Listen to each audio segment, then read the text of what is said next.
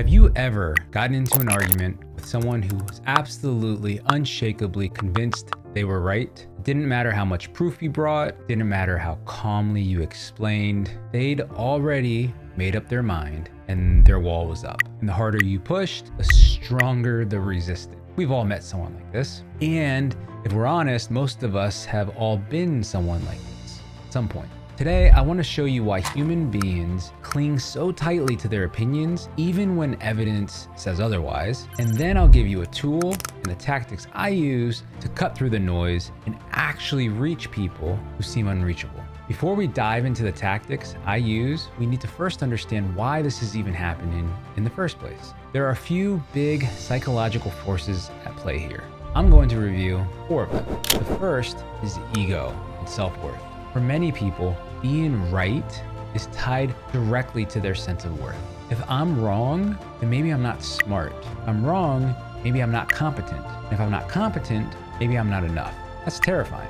So instead of facing the discomfort of being wrong, the brain protects itself by doubling down. Think about it like armor. The moment someone feels exposed, they reach for the shield. They'll argue louder, they'll cherry pick evidence, they'll move the goalposts, not necessarily because they love the argument, but because their self-worth feels at stake. The second is identity protection, which takes it a step further. What happens when the belief isn't just an opinion, it's part of who you are? If I see myself as a good Christian and you challenge my beliefs, you're not just questioning an idea, you're questioning my entire identity. If I see myself as the disciplined fitness guy and you suggest my diet is wrong, you're not just disagreeing, you're threatening the foundation I've built my life on. So when beliefs become identity, every disagreement feels like an attack on the self, and humans will fight tooth and nail to protect themselves. This is why political arguments almost never end well. And politics isn't just about policy, it's identity.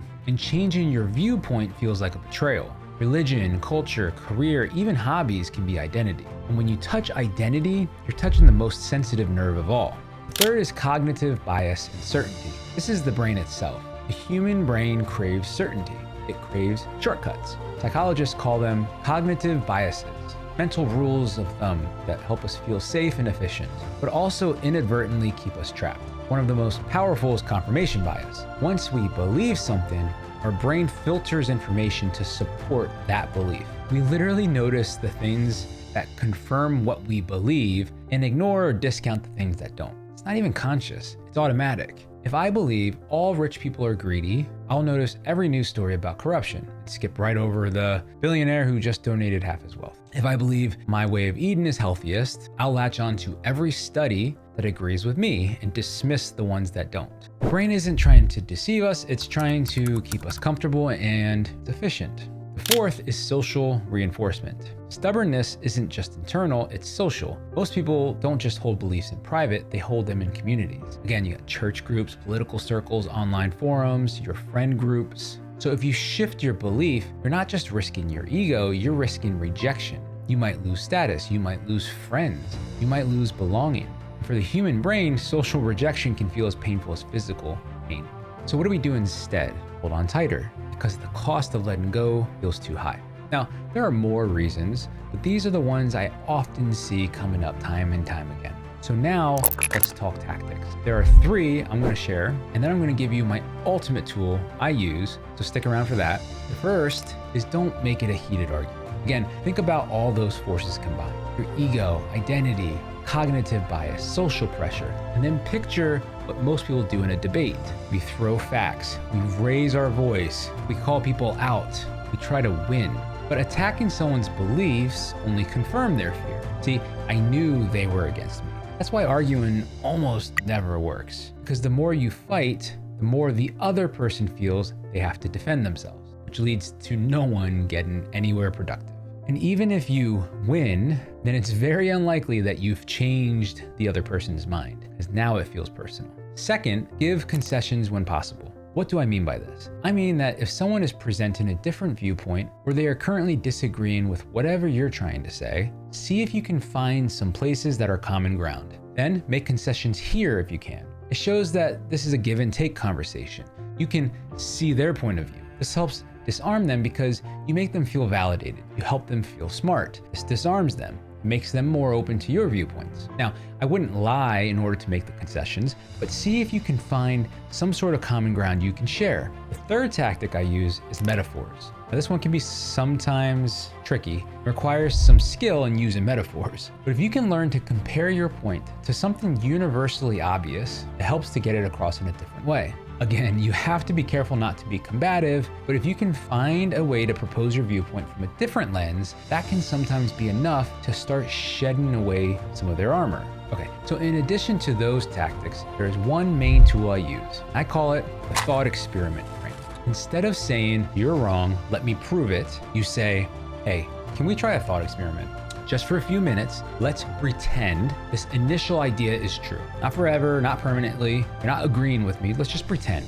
Let's pretend if it were true, what else would come from that? Where would it lead? What would it mean?" This does three things. One, it takes the pressure off. Nobody feels like they're betraying their identity because they are simply agreeing to role play. Two, it reframes the conversation as an experiment, not war. Three, it opens the door for curiosity. It even suggests that they pretend and support the claim, which can give them new perspectives. And curiosity is where growth happens. That is where the seed can be planted. I've used this with employees resistant to change, with clients who are skeptical of new strategies, even with friends and family on deeply personal beliefs. But I also use it on myself. Whenever I feel that instant, "Nope, can't be true" reaction, then that's my red flag. That's when I say, all right, just for the sake of science, let's run the experiment. Let's be open to it being true and see where it goes. And here's the thing, most of the times I come back and say, "Nope, still don't agree." But other times, that tiny window of curiosity has changed the course of my life. So here's my challenge. The next time you meet someone stubborn, don't fight them. Use the tactics I shared and invite them into a thought experiment. And the next time you feel stubborn, catch yourself and run the experiment on your own beliefs. Because here's the truth. If you already know everything, well, you're wrong. Growth requires humility.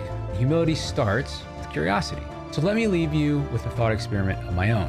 What if the life you're living right now isn't the life you were meant to live? What if there's a bigger, more aligned version of you waiting? But the only way to reach it is to step outside your wall and ask, what if? Would you try it? Just for the sake of science. Catch you on the next one.